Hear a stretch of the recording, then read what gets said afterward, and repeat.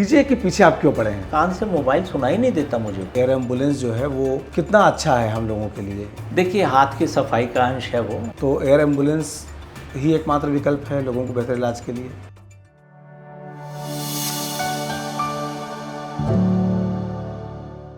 छत्तीसगढ़ के गणेश पंडालों से लेकर सड़कों तक छत्तीसगढ़ में आने वाले तीज त्योहारों में डीजे की बुकिंग के साथ साथ एक चर्चा चल रही है कि क्या डीजे बजेगा या नहीं बजेगा। एक तरफ प्रशासन और सरकार है जिसको लोगों के भावनाओं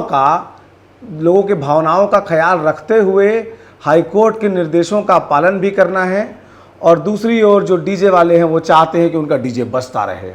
इन सब के अलावा भी एक बात की चर्चा है कि वो कौन डॉक्टर हैं जो डीजे को बंद करवाना चाहते हैं। वो कौन डॉक्टर हैं जो बार बार प्रशासन के अधिकारियों के मोबाइल फ़ोन पर रात को 11 बजे 12 बजे उनके व्हाट्सएप पर जाकर खनक जाते हैं और वहाँ पर उनको मैसेज सुनाई देता है कि देखिए साहब, डेसिमल का पालन कराना आपकी जिम्मेदारी है, आप हाईकोर्ट से बड़े क्यों हुए जा रहे हैं। एक डॉक्टर जब राजनीति में आते हैं तो उनकी चर्चा चुनाव के टिकट तक हो जाती है। वो डॉक्टर जब हम जैसे पत्रकारों के या आम लोगों के फ़ोन कॉल अटेंड करके हमको मशवरा देते रहते हैं। ऐसे हमारे डॉक्टर राकेश गुप्ता, जिनको हम लोग राकेश भैया के नाम से जानते हैं, वो आज हमारे साथ हैं, उनसे बातचीत करेंगे। राकेश भैया नमस्ते। नमस्कार प्रवेश भैया, सबसे पहला सवाल एकदम जो हॉट चल रहा है ना अभी, डीजे के पीछे आप क्यों पड़े हैं? देखिए, डीजे के पीछे मैं नहीं पड़ा हूँ। आपका सवाल का एंगल थोड़ा सा गलत है। नहीं, मैं आम लोगों की तरह पूछ रहा हूँ। बिल्कुल, आप आम लोगों जो डीजे वाले जो हैं उनकी ओर से ही पूछ रहा हूँ आपसे। हाँ, आम लोगों की तरह ही पूछिए, और आम लोगों के एंगल से पूछना एक अच्छे पत्रकार का काम है। मुझे लगता है डीजे के बारे में, बंद कराने के बारे में थोड़ी सी भ्रांतियाँ हैं। डीजे मुझे लगता है कि हमारे उत्सवों में, हमारे धार्मिक कार्यक्रमों में एक सामाजिक जो एंगल है उसमें बाजारवाद का प्रवेश है, और हमारी आस्था और धार्मिक जो कार्यक्रम है उसमें कहीं कोई कमी नहीं आई है। मुझे लगता है कि डीजे के कारण जो परिवार शामिल होता था धार्मिक उत्सवों में, उसमें कमी आई है, क्योंकि इसमें थोड़ा सा ऐसा अंश है जो बहुत से लोग पसंद नहीं करते हैं। शोर है लोगों में, इस एक प्रकार का ऐसा माहौल है जो उपद्रव का पुट देता है किसी त्यौहार को, और जो लोग वहाँ उसमें शामिल होते हैं डीजे की आड़ में, उसमें महिलाएं, बच्चे, परिवार के बुजुर्ग जाना पसंद नहीं करते। शोर तो है ही, ये नेशनल ग्रीन ट्राइब्यूनल ने पूरा प्रिस्क्राइब किया हुआ है। माननीय छत्तीसगढ़ हाई कोर्ट सहित सुप्रीम कोर्ट की बहुत सारी गाइडलाइन है। जो पॉल्यूशन कंट्रोल बोर्ड है उन्होंने भी प्रिस्क्राइब किया हुआ है कि डीजे क्या चीज़ है और हमारे शरीर को क्या नुकसान पहुंचा सकता है। बहुत सारी साइंटिफिक स्टडी है तेज़ शोर से संबंधित, लेज़र लाइट से संबंधित, कि वो शरीर को क्या नुकसान पहुंचाता है। और जो लोग कान नाक गले के विशेषज्ञ हैं, नेत्र रोग विशेषज्ञ हैं, या दूसरे जनरल फिजिशियन हैं परिवारों के, वो देखते हैं कि उत्सवों के बाद कितने लोगों की लेज़र लाइट से आँख में दिक्कत हुई, कितने लोगों की सुनाई देने में कमी हो गई। बहुत तेज़ शोर में जब डीजे उनके घर के पास से गुजरा, बुज़ुर्ग सो नहीं पाया, हार्ट की धड़कन बढ़ गई, किसी को हार्ट अटैक आ गया, मरीज सो नहीं पाया, 2-3 दिन तक झांकी घर से बाहर निकली तो मरीज अवसाद में आ गया। ये बहुत सारी दिक्कतें हैं जो मुझे लगता है कि धार्मिक उत्सवों में डीजे का प्रवेश हमारे लिए कहीं ना कहीं हानिकारक है और उसको रोकना चाहिए। इसमें एक बात और है कि जब डीजे वालों से हम लोग बातचीत कर रहे थे तो उनका कहना था कि ऐसा कोई रिसर्च है क्या कि डीजे बजने से कान का पर्दा खराब होगा, डीजे बजने के कारण हार्ट पेशेंट को प्रॉब्लम हो सकती है। जी हाँ, इसकी बहुत सारी साइंटिफिक स्टडी है, और किसी को चाहिए तो मैं दे दूँगा, और यदि किसी को देखना है तो उत्सवों के बाद 5 दिन मेरे ओपीडी के बाहर आके बैठ जाए। बहुत सारे ऐसे लोग हैं जो आते हैं उत्सव के 4-5-6 दिन बाद, बताते हैं कि आज मैं डीजे में गया था या फिर किसी पार्टी में गया था, वहाँ बहुत तेज़ साउंड कंसर्ट में गया था, तेज़ साउंड के पास खड़ा हो गया तो मेरे कान में सीटी की आवाज़ आ रही, लेकिन मैंने नोटिस किया कि इस कान से मोबाइल सुनाई नहीं देता मुझे। तो जब उसकी सुनाई जांच होती तो पता चलता है कि अचानक उसका कान खराब हो गया। 24 घंटे के अंदर जिसकी सुनाई की नस खराब होती है डीजे या तेज़ शोर के कारण, न केवल डीजे बल्कि किसी भी प्रकार के तेज़ शोर के कारण यदि दिक्कत होती है, 24 घंटे में यदि इलाज शुरू नहीं हुआ तो जैसे हार्ट अटैक में मरीज को नुकसान पहुंचता है हार्ट में, वैसे कान में नुकसान पहुंच जाता है और लाइलाज हो जाता है। कान की सुनाई का इलाज जो है वो 24 घंटे में युद्ध स्तर पर करना पड़ता है। मरीज एक कान खो चुका, यदि उसको और दूसरी दिक्कतें हैं पहले से, यदि हार्ट की कोई दिक्कत है, दिल की धड़कन बढ़ने से हार्ट अटैक हो सकता है, ये तमाम साइंटिफिक रिसर्च हैं और बाकायदा बताया गया है कि तेज़ शोर में जाने से कान को नुकसान होता है, तेज़ शोर में जाने से मरीज के व्यवहार में परिवर्तन होता है। आप ट्रैफिक पुलिस को देख लीजिए, यदि ट्रैफिक पुलिस बहुत लंबे समय तक वो चौराहे में ड्यूटी कर रहा है तो उसके व्यवहार में परिवर्तन हो जाएगा, उनकी मांसपेशियों में संकुचन हो जाएगा। अब बहुत लंबे समय तक हैवी इंडस्ट्री में जो मरीज काम कर रहे हैं, इंडस्ट्रियल सेफ्टी नॉर्म्स में लिखा हुआ है कि उसकी 8 घंटे की बजाय उसको 6 घंटे की ड्यूटी देना है, 3-3 घंटे के शिफ्ट में देना है, उसको कान में ईयर मफ और हेडफोन्स लगाने के लिए कहना है, उसकी इंडस्ट्रियल सेफ्टी के अंतर्गत 6 महीने और साल में सुनाई जांच करना है।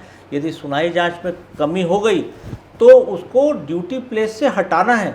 हमारे ट्रैफिक पुलिस के नॉर्म्स में हालांकि ये पालन नहीं होता, ये लंबे समय तक ट्रैफिक पुलिस का सिपाही काम करता है तो उसको सुनाई देने में कमी हो जाती है। हमने ही एक बार बहुत लंबे समय, हिरवानी जी यहाँ ट्रैफिक पुलिस में एडिशनल एसपी थे, बड़े अधिकारी रहे बहुत लंबे समय तक, हमने खुद से होकर ट्रैफिक पुलिस के सिपाहियों की जाँच करी।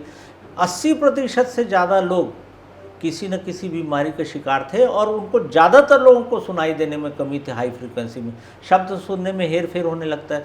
तो शोर एक सुनाई देने में कमी का बड़ा कारण है और मुझे लगता है कि साइलेंट किलर जैसा है, शरीर के सब हिस्सों को शोर अफेक्ट करता है, न केवल डीजे बल्कि सभी प्रकार के इंडस्ट्रियल नॉइज़ या फिर जो कंसर्ट वगैरह होते हैं। मुझे लगता है कि शोर के प्रति जन जागरूकता की ज़रूरत है। एक सवाल इससे जुड़ा हुआ है, आप डॉक्टर हैं, आप कह रहे हैं कि जब कभी इस तरह की चीज़ें बढ़ती हैं त्योहारों में सब चीज़ें, ओपीडी पे लाइन ज़्यादा लगती है तो आपको तो खुश होना चाहिए।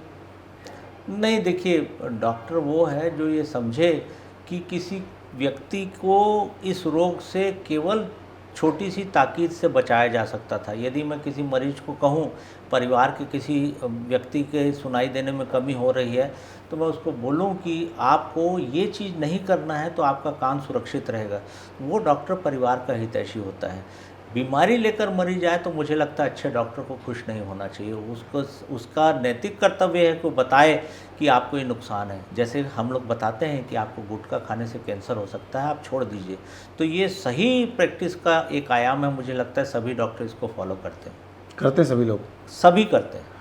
एक और चीज़ है कि आप पॉलिटिक्स में भी हैं, तो अगर आप डीजे बंद करवाएंगे या कहेंगे कि भाई इससे नुकसान हो रहा है, लोगों को जागरूक करेंगे, तो एक बड़ा वर्ग है जो चाहता है झूमना बहुत तेज़ आवाज़ में, वो छाती धड़कने वाला झरझर झरझर साउंड में, तो फिर आपको लगता नहीं कि फ्यूचर में अगर आप वोट की पॉलिटिक्स में जाएंगे, इलेक्टोरल पॉलिटिक्स में जाएंगे तो आपको नुकसान होगा? देखिए, मैं अपनी सामाजिक प्रतिबद्धता के कारण विचारधारा से जुड़ा हुआ हूँ। मुझे लगता है कि ज़्यादा अच्छा ये होगा कि हम समाज को ये बताएं कि आपको किस में नुकसान है, और मुझे लगता है कि बहुत छोटा सा वर्ग डीजे के प्रति चिंतित है। ज़्यादातर लोग इस चीज़ को महसूस कर रहे हैं कि हमारे उत्सव मनाने और धार्मिक परिवेश में बहुत अंतर आया है शोर कम होने के कारण। महिलाएं, बच्चे, बुज़ुर्ग इस बार विसर्जन में गए, बहुत बड़ी तादाद में लोक कलाकारों को काम मिला। जो छत्तीसगढ़ी परिवेश धार्मिक उत्सव में आना चाहिए था, मुझे लोगों ने बताया कि ये बहुत सकारात्मक परिवर्तन है। जिन सड़कों से डीजे लगातार गुजरते हैं वहाँ इस बार सड़कें शांत रही। बुज़ुर्ग जैसे दूसरे घरों में, शहर के बाहर वाले घरों में चले जाते हैं डीजे से जहाँ से गुजरती, वो बुज़ुर्ग अपने घरों में रहे। तो ये मुझे लगता है सकारात्मक परिवर्तन है, और मुझे लगता है कि जो पर्यावरणविद हैं, सामाजिक कार्यकर्ता हैं, उनको इस बात को समझना चाहिए कि धार्मिक उत्सवों में, चाहे किसी भी धर्म का हो, उसमें धार्मिक परिवेश के साथ सामाजिक परिवेश में परिवर्तन की ज़रूरत है। हाँ, इसी के साथ साथ गालियाँ ढेर पड़ रही हैं आपको सोशल मीडिया पर, क्या ऐसे लोग भी हैं जो कह रहे हैं नहीं सर आपने अच्छा किया? कोई कहानी, कोई प्रसंग? देखिए, बहुत से प्रसंग हैं, व्यक्तिगत रूप से बहुत लोगों के फ़ोन आए, तो सबसे ज़्यादा हार्ट टचिंग ये रहा कि रात को 11 बजे किसी महिला ने मुझे फ़ोन किया। उन्होंने कहा कि सर, मैं कहीं से फ़ोन नंबर आपका खोज के धन्यवाद दे रही हूँ कि इतने वर्षों बाद गणेश जी के विसर्जन में मुझे आरती गाने का मौका मिला, जो मेरी बरसों से इच्छा थी।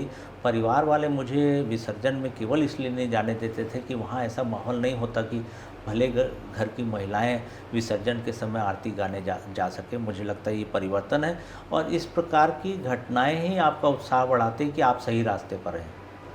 ये तो जो चर्चा में था डीजे, उसके संदर्भ में बात किया। आप नाक कान गला के एक अच्छे डॉक्टर हैं और जब मुझे भी कुछ तकलीफ़ होती है तो मैं भैया के पास जाता हूँ। इस लिहाज से जो आम लोगों के मन में सवाल आते हैं कुछ ENT डॉक्टर के संदर्भ में, मैं उससे पूछना चाहता हूँ, खर्राटों का कोई इलाज होता है भैया? जी हाँ, खर्राटों का बहुत कारण क्या है उसका और कैसे इलाज हो सकता है उसका? देखिए, मैं आपको इसके वैज्ञानिक पद्धति बता देता हूँ, कारण बता देता हूँ आसान भाषा में, आम जनता बिल्कुल समझे। बिल्कुल आसान भाषा में।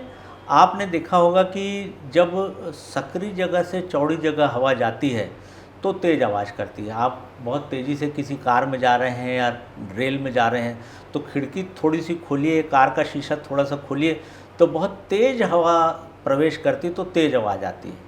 यही खर्राटों का फट मैकेनिज्म। फट फट फट जो कांच जी से आ हाँ, जाती है। हाँ, खर्राटों का मैकेनिज्म यही है।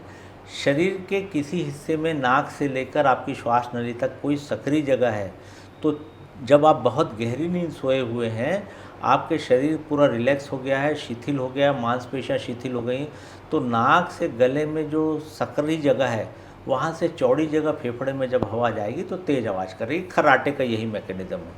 खर्राटे की सबसे ख़राब बात यह है कि जब आप मोटापा है, छोटी गर्दन है या आपके टॉन्सिल में या नाक में किसी प्रकार की रुकावट है तो खर्राटे आते हैं। मुझे लगता है कि जो लोग अपने स्वास्थ्य के प्रति चिंतित नहीं हैं उनको मैं एक बहुत ख़तरनाक बात बता देता हूँ कि ये भी एक साइलेंट किलर है। जिन लोगों की रात के समय नींद में मृत्यु होती है उसमें ज़्यादातर खर्राटे लेने वाले मरीज होते हैं, इसलिए इस खर्राटे से सावधानी रहने की ज़रूरत है। दूसरी बहुत मुख्य बात, जिनको खर्राटे आते हैं उनको पूरी 1-8 घंटे की लंबी नींद नहीं आती है। बीच बीच में नींद टूटती है, व्यक्ति पासा पलटता है और सो जाता है। आपने देखा होगा खर्राटे लेने वाला व्यक्ति हर समय विचलित रहता है क्योंकि उसको सांस लेने में दिक्कत होती है। शरीर में ऑक्सीजन की मात्रा लगातार कम रहती है और जब मात्रा कम होती है तो ब्रेन आपको एक मैसेज देता है कि आपकी नींद टूट जाती है। आपकी नींद टूटती है, आप करवट लेते हैं, फिर से सो जाते हैं। तो आपको 8 घंटे में करीब 8 से 10 बार नींद खुलती है, टूटती है। तो आप जब सो के उठते हैं 8 घंटे की नींद तो आपको लगता है मैं सोया ज़रूर, लेकिन नींद स्वस्थ आनी चाहिए, ऐसा नहीं हुआ। तो जो बच्चे खर्राटे लेते हैं या जो बुज़ुर्ग या बड़े खर्राटे लेते हैं उनको खर्राटे के प्रति जागरूकता बहुत ज़रूरी है और इसका इलाज बहुत ज़रूरी है।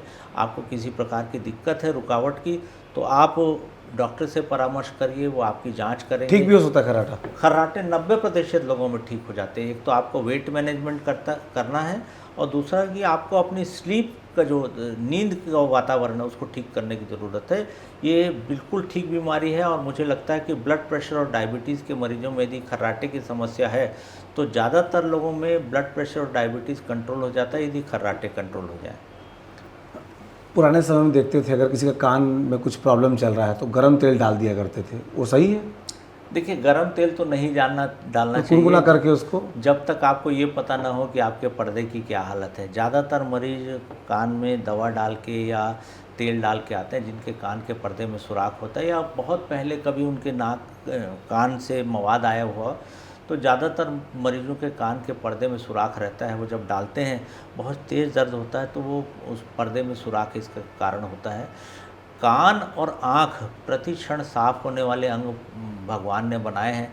जब हम पलक झपकाते हैं तो आँख साफ होती है, खाना खाते हैं और बात करते हैं तो कान साफ होते हैं। इनको खुद से साफ करने की ज़रूरत नहीं होती, ये प्राकृतिक रूप से प्रति क्षण साफ होने वाले अंग हैं। वो माचिस काढ़ी से ऐसे करते हैं, वो नुकसान कर सकता है? बिल्कुल, कॉटन बड और माचिस की काड़ी या किसी प्रकार का मैनिपुलेशन या साफ करने का उपक्रम आपको नुकसान पहुंचाता है, कभी फ़ायदा नहीं पहुंचाता है। कैसे? देखिए, कान में माचिस वाले स्पेशली, क्योंकि मेरे ख्याल से बहुतायत लोग करते हैं, नहीं, माचिस मिला शुरू बिल्कुल नहीं करना चाहिए। वैज्ञानिक तथ्य आपको बता रहा हूँ। कान में जो मैल है वो कान के बालों का सूखा हुआ तेल का अंश है। जितने भी शरीर में बाल हैं उनकी जड़ में एक तेल ग्रंथि होती है जो शरीर में नमी बना के रखती है। हमारे सभी बालों के जड़ में तेल ग्रंथि है, वैसे कान के उसमें भी है। तो जो कान के उसी हिस्से में बाल हैं जो हमारे जबड़े के मूवमेंट से या कान के मूवमेंट से हिलते हैं, वो प्रतिरक्षा के लिए है, कान के लिए। वहाँ पर जितनी मैल है वो आपके कान में अंदर किसी प्रकार के नुकसान पहुंचाने के लिए, रोकने के लिए बनाई गई है। यदि आप कॉटन बड से या माचिस की तीली से साफ़ करते हैं तो मैल हमेशा चौड़े हिस्से से अंदर चले जाता है और वो उस हिस्से में पहुंच जाता है जहां से वो कान के मूवमेंट से बाहर नहीं निकलता, उसको निकालना ही पड़ता है। यदि आपको कान को साफ़ करने की इच्छा है तो हर 6 महीने में नारियल का तेल या वैक्स सॉल्वेंट आपके डॉक्टर साहब बताएंगे, उसको डाल लीजिए, मैल अपने आप बाहर आता है, उसको कुछ करने की ज़रूरत नहीं। कान में ज़्यादा दिक्कत उसी को होती है जो कान साफ़ करने का उपक्रम करता है या कान के प्रति बहुत ज़्यादा सचेत रहता है, अपनी प्राकृतिक प्रणाली पर भरोसा नहीं करता है।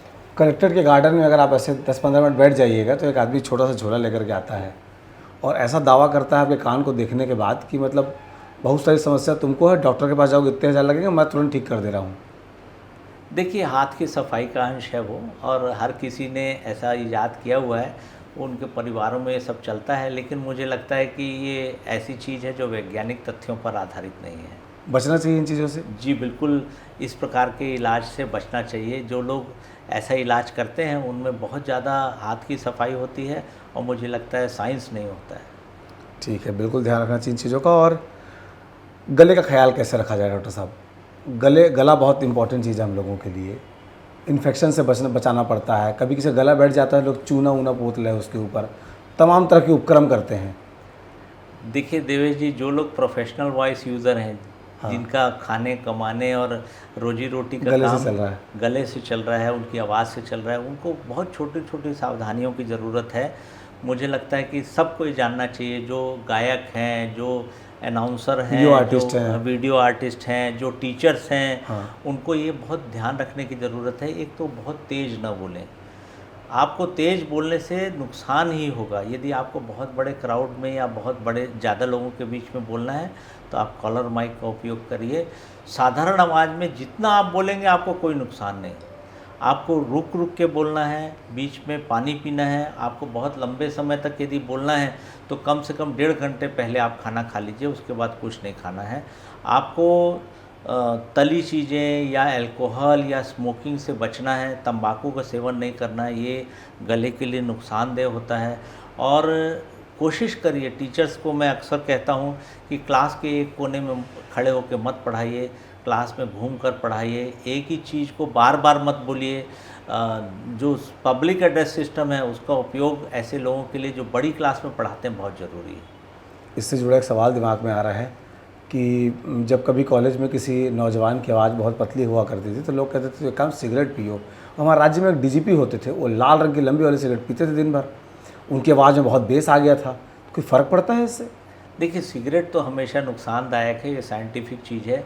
तंबाकू, पान पराग, सुपारी, गुड़ाखू, ये सब आपके गले के लिए और बाकी चीज़ों के लिए नुकसानदेह है। कल ही मैं बालको कैंसर हॉस्पिटल के एक वर्कशॉप में था, वहाँ पर बताया गया कि तंबाकू जो है उसके कारण जो होने वाले कैंसर, और महिलाओं और पुरुष दोनों को, ये बहुत ख़राब बात है कि महिलाओं को भी तंबाकू या गुड़ाखू के कारण कैंसर के मरीजों की संख्या बढ़ रही है। और आने वाले 10 वर्षों में छत्तीसगढ़ सहित भारत में एक बहुत बड़ा वर्ग तंबाकू जनित कैंसर से ग्रस्त होने जा रहा है। स्मोकिंग से दूर होना चाहिए। और एक बहुत ख़राब बात यह है कि ये महामारी का रूप लेने वाला है। इसमें कैंसर के जितने डॉक्टर्स हैं, मरीज को सही समय में इलाज नहीं दे पाएंगे। इतनी बड़ी संख्या हो जाएगी? देखिए, मुझे लगता है कि करीब 79,000 मरीज डॉक्यूमेंटेड हैं, प्रति वर्ष बढ़ रहे हैं। प्रति वर्ष 79,000 बढ़ने वाली संख्या है? जी हाँ, छत्तीसगढ़ में 79,000 ये संख्या बताई गई वहाँ पर कि जो कैंसर रजिस्ट्री है ये इतनी होती है। लेकिन मुझे लगता है कि ये संख्या बहुत कम है, 1/3 के बराबर है। इससे ज़्यादा मरीज डायग्नोज नहीं हो पा रहे हैं, मरीज अस्पताल नहीं पहुँच पाते, स्टेज 5 और 6 में आते हैं। हालांकि किताब में स्टेज 6 नहीं लिखा हुआ है, लेकिन हम लोग स्टेज 6 बोलते हैं, जो लाइलाज हो चुके होते हैं। और इस प्रकार के तंबाकू के विरोध में एक बहुत बड़ा सामाजिक अभियान, सामाजिक कार्यकर्ताओं को और जनप्रतिनिधियों को चलाए जाने की ज़रूरत है। कम उम्र में बच्चे स्मोकिंग कर रहे हैं, तंबाकू जनित चीज़ें ले रहे हैं, मुझे लगता है कि समाज के लिए बहुत बड़ी खतरे की घंटी है। ये क्या होता है, छोटे बच्चे जब बड़े हो रहे होते हैं उस दौरान कुछ बच्चे बात लेट से करते हैं, कहते हैं, कुछ बच्चे जल्दी बोल जाते हैं।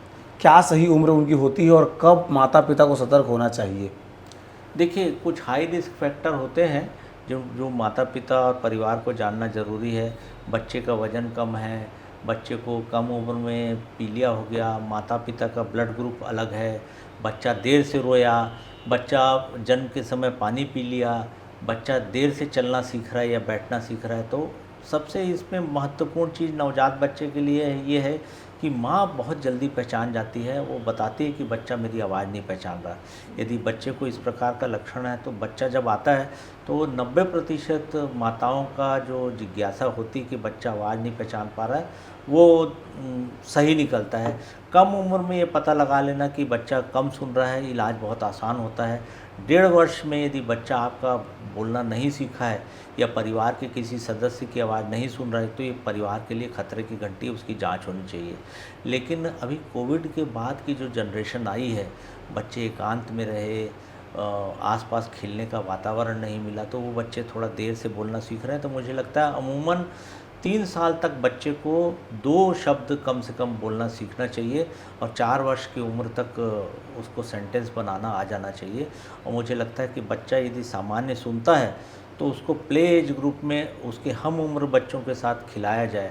कामकाजी माता पिताओं के बच्चे थोड़ा देर से बोलना सीखते हैं, वो केवल इसलिए कि बच्चे एकांगी वातावरण में रहते हैं, उनके दादा दादी नाना नानी या परिवार के साथ नहीं रहते। उनको ऐसे वातावरण में खेलने भेजना चाहिए जहाँ प्ले स्कूल हो। बच्चे अपने हम उम्र बच्चों के साथ खेलने में ज़्यादा अच्छा बोलना सीखते हैं और मुझे लगता है कि बच्चों को सामाजिक परिवेश में रखना उनको बोलना सिखाने के लिए सबसे स्वस्थ वातावरण है।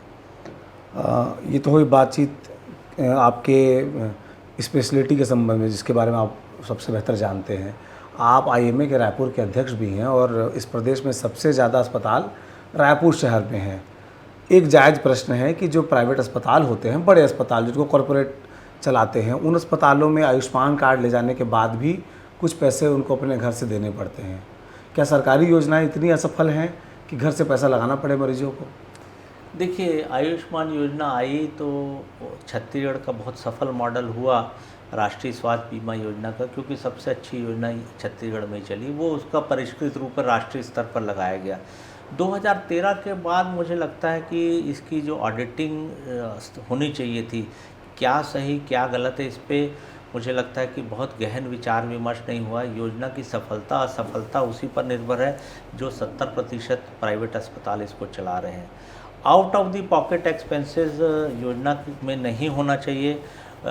ये हो रहा है, आपने कहा, मैं इसको मानता हूँ, करेक्ट है। अभी स्वास्थ्य मंत्री जी के पास हम लोग बार बार जा रहे हैं, उनसे कहा है हमने कि जो स्टेट नोडल एजेंसी से इंटरेक्शन डॉक्टरों का होता था कि क्या सही क्या गलत, पैकेज रेट रिवीजन होना चाहिए, वो पिछले कई सालों से नहीं हुआ। कैसे आसान भाषा में भैया, जब आप बोलते हैं ना तो ऐसा लगता है किताब एक लिखा जा रहा है, जैसे कोई छात्र उसको पढ़ के फिर समझने की कोशिश करेगा।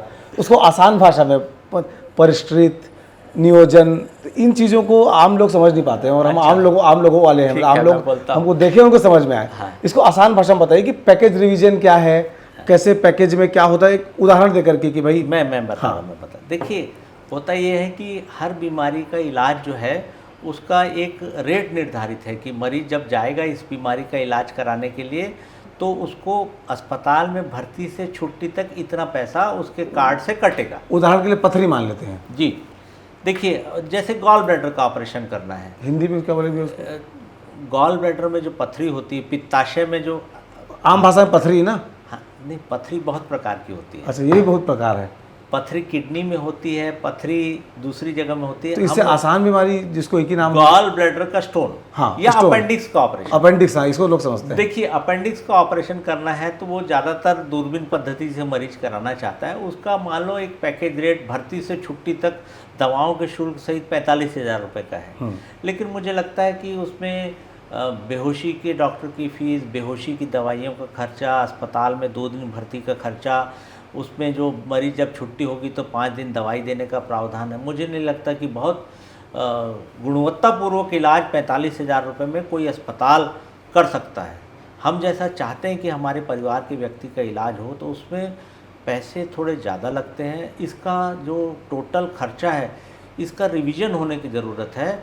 सरकार को चाहिए कि प्राइवेट और सरकारी अस्पतालों के डॉक्टर की एक टीम बनाएं उस पे किस प्रकार की दवाइयाँ लगनी जो अच्छी से अच्छी हो, किस प्रकार के यंत्र लगने हैं या किस प्रकार की भर्ती होनी चाहिए, किस प्रकार की ऑपरेशन के बाद दवाइयाँ लगनी है, नर्सिंग केयर कैसा होना चाहिए, क्योंकि आयुष्मान का मरीज़ केवल जनरल वार्ड में इलाज कराने के लिए पात्रता रखता है।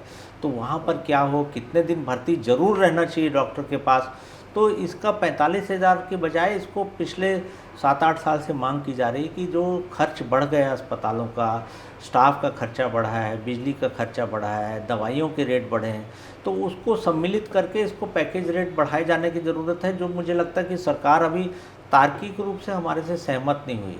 तो जितना ऊपर का खर्चा है, मरीज को ये अब समझ में आ गया है कि हर अस्पताल करीब करीब अपनी तरफ से कुछ खर्चा जोड़ के पैसे लेता है, और मुझे लगता है ज़्यादातर मरीज अपनी इच्छा से ये इलाज कराते हैं ऊपर से पैसा देके। ये न हो, इसके लिए ज़रूरी है कि सरकारें इस बात को सुने। जैसे आयुष्मान का योजना का जो पैकेज रेट है, केंद्र सरकार ने 2022 में पैकेज रिवीजन 2 आयुष्मान 2 दे दिया था, लेकिन छत्तीसगढ़ में वो लागू नहीं हुआ। हम लोग कह रहे हैं कि इसको लागू करिए, लेकिन सरकार के पास पैसा नहीं। अभी 6 महीने का पेंडिंग पेमेंट पड़ा हुआ है अस्पतालों का। नहीं, इसके अलग से पूछूंगा इसको, क्यों आप लोग कहते हैं कि आपका इलाज तो डॉक्टर ने अपना पैसा लगाया और मरीज का इलाज कर दिया, दवाइयाँ सब अस्पताल प्रबंधन ने लगाया, वो पैसा कितने दिन में वापस आता है आप लोगों के पास? देखिए, जो MOU है उसमें 45 दिन लिखा हुआ है। हम लोग मानते हैं कि 2 महीने में आ जाना चाहिए। वैसे उसमें लिखा हुआ है कि 15 से 20 दिन में पेमेंट किया जाएगा, लेकिन जिस प्रकार की प्रक्रिया होती है ट्रस्ट मोड में, सबसे सफल मॉडल छत्तीसगढ़ में है ट्रस्ट मोड से, क्योंकि इसकी इस प्रकार के झगड़े की स्थिति 6 साल में नहीं आई है।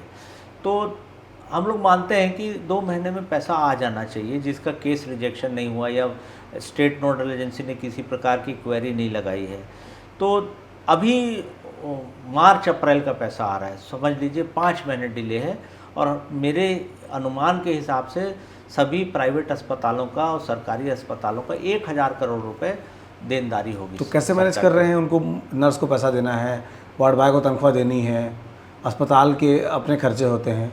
देखिए, छोटे अस्पताल तो उनका बहुत सारा जो काम है, करीब 90% वो आयुष्मान योजना के ऊपर निर्भर है। वो ज़्यादातर उधारी में रहते हैं, क्योंकि स्टाफ को तनख्वाह तो दे पाते हैं, लेकिन जो फार्मेसी का बिल होता है या जो दवाइयाँ लगती हैं या जो विजिटिंग डॉक्टर की फ़ीस होती है, जब 6 महीने बाद पैसा आता है तब दिए जाते हैं। और बहुत सारे अस्पताल बड़ी कठिन आर्थिक स्थिति से गुजरते हैं जब पैसा नहीं आता है। तो मुझे लगता है कि इसमें आयुष्मान योजना में के मद में खर्च बढ़ाने की ज़रूरत है। एक दूसरा, पैकेज रिवीजन करने की ज़रूरत है। जो इलाज का पैकेज सरकार देती है उसको मुझे लगता है कि 30 से 40% बढ़ने की ज़रूरत है 2022 की योजना के अनुसार, क्योंकि जो केंद्र सरकार ने गाइडलाइन दी है वो 2022 की थी। मुझे लगता है कि 2024-25 के हिसाब से उसमें 40% बढ़ाए जाने की ज़रूरत है। अभी एक केस हुआ था, उसमें डॉक्टर्स को भी बुलाया गया NHMI में।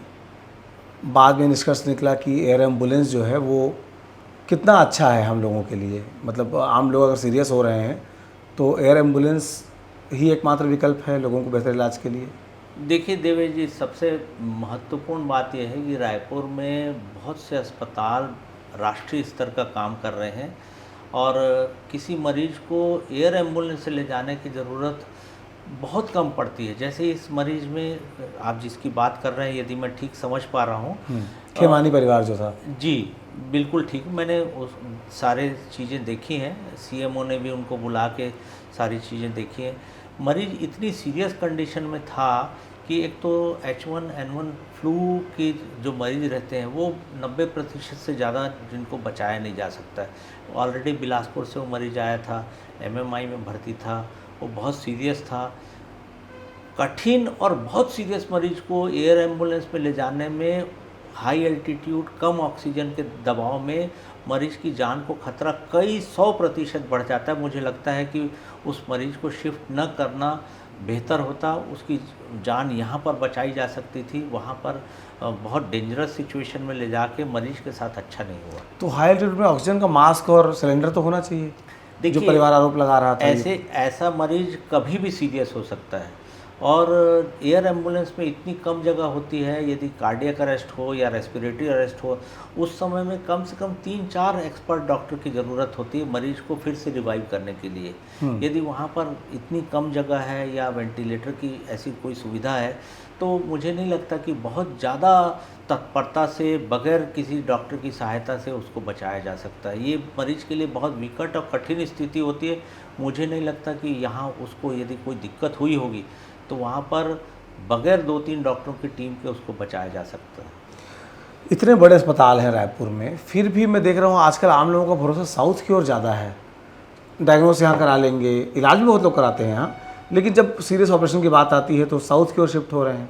मेडिकल टूरिज़्म जो हम लोग चाहते थे कि हमारे छत्तीसगढ़ में, रायपुर में हो, बिलासपुर में हो, वो चीज़ें अब साउथ की ओर क्यों जा रही हैं अभी?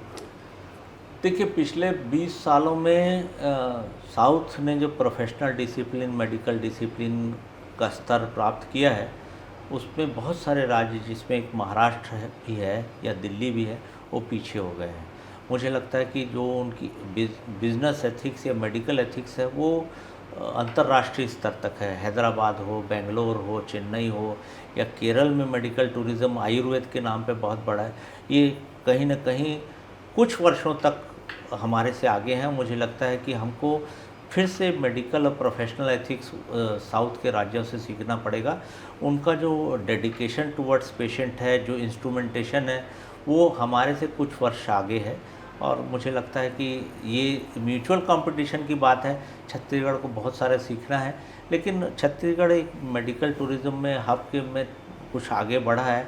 आसपास के 6-7 राज्यों से मरीज आ रहे हैं। 2 चीज़ों ने छत्तीसगढ़ के मेडिकल सीन को बहुत आगे बढ़ाया है। एक एम्स रायपुर के आने से, दूसरा श्री सत्य साई संजीवनी अस्पताल जो आया है, उससे रायपुर के मेडिकल प्रोफेशन की क्रेडिबिलिटी बहुत बढ़ी है।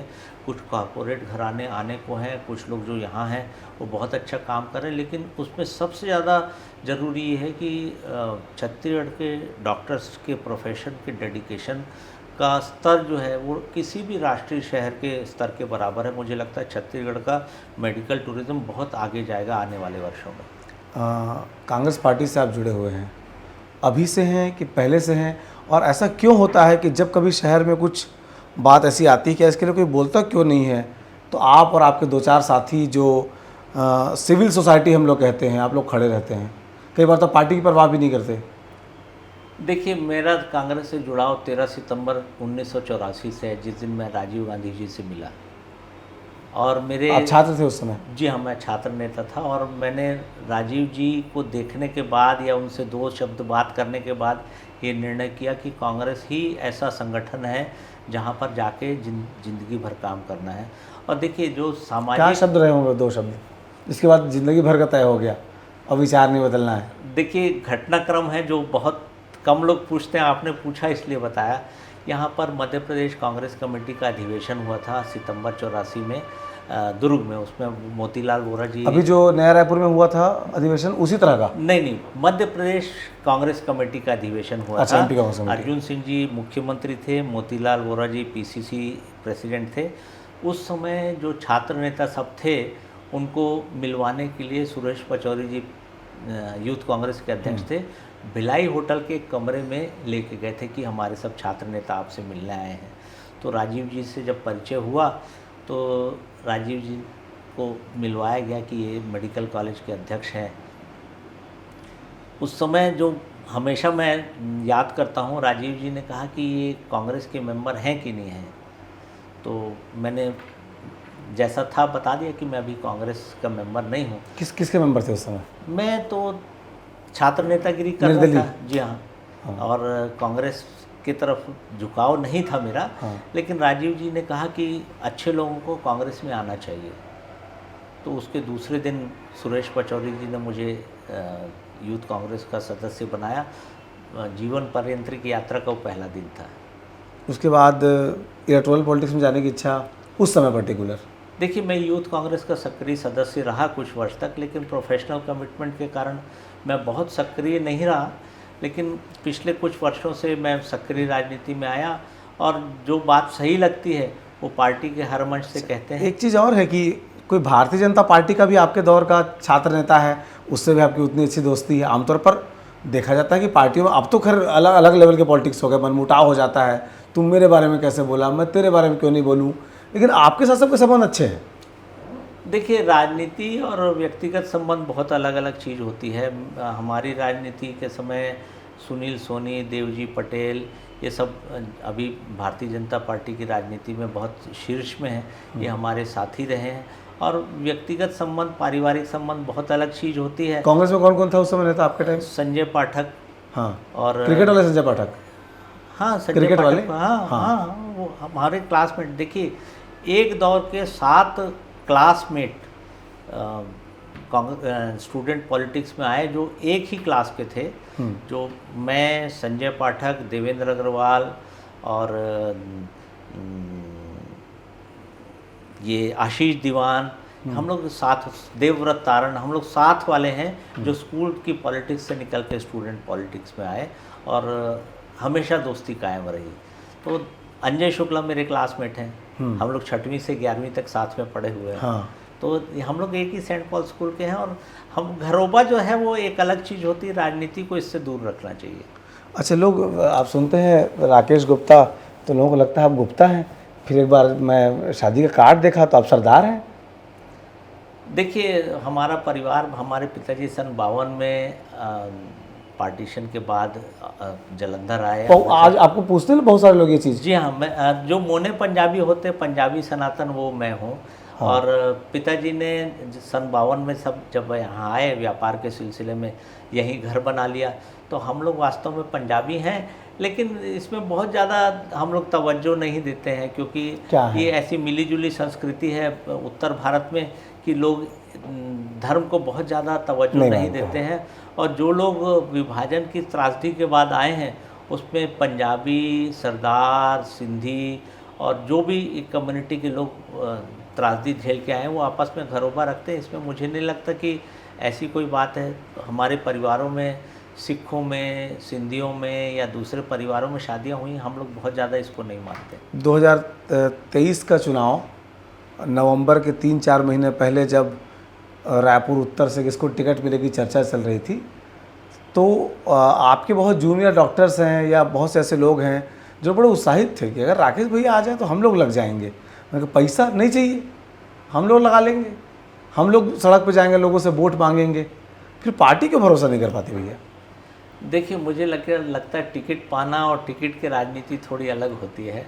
चुनावी राजनीति और सक्रिय राजनीति में काम करना थोड़ी सी वो होती है। मुझे लगता है कि मैं इसको अपनी किस्मत का भाव मानता हूँ कि टिकट नहीं मिली। यदि टिकट मिली होती, मैंने नेताओं से अपनी इच्छा बताई थी, नहीं हो पाया, मैं समझता हूँ कि उसमें भी कोई भलाई होगी। लेकिन मुझे लगता है कि जो लोग काम करना चाहते थे उनको बहुत ज़्यादा निराशा हुई। हाँ, निराशा तो जाहिर तौर पर हुई है। आगे उच्च इच्छा रहेगी, क्योंकि एक तरफ तो सेवा का माध्यम है, वो आप कर रहे हैं। लोग कहते हैं मैं राजनीति में सेवा करने के लिए जाना चाहता हूँ। आप बिना राजनीति में जाए सेवा कर रहे हैं, मतलब इलेक्टोरल पॉलिटिक्स में गए बिना सांसदी के, बिना विधायकी के, बिना पार्षदी के, बिना महापौरी के। देखिए, मुझे लगता है कि आप जनप्रतिनिधि जब बन जाते हैं, सरकार में या विधायिका में डिसीजन मेकिंग का हिस्सा बनते हैं, तो आप उन नीतियों को बनाने में प्रभावशाली भूमिका निभा सकते हैं जिनको आप देखना चाहते हैं कि ये जनहित में होनी चाहिए। हालांकि पार्टी में या दूसरे सामाजिक परिवेश में इतना प्रभाव जरूर रहता है कि हम जो बात कहें उनको ध्यान से सुना जाए और पार्शली या पूरी तरह उसको लागू कर दिया जाए। लेकिन मुझे लगता है कि यदि आप वास्तव में अपने सामाजिक दायरे में परिवर्तन लाना चाहते हैं, तो आपको कहीं न कहीं उस जगह में पहुंचना पड़ेगा जहां नीतियां बनाई जाती हैं। बहुत बहुत धन्यवाद भैया इस बातचीत के लिए। आप लोग देख रहे हैं सीजी बॉक्स। मेरा नाम देवेश तिवारी है, मेरे साथ डॉक्टर राकेश गुप्ता थे।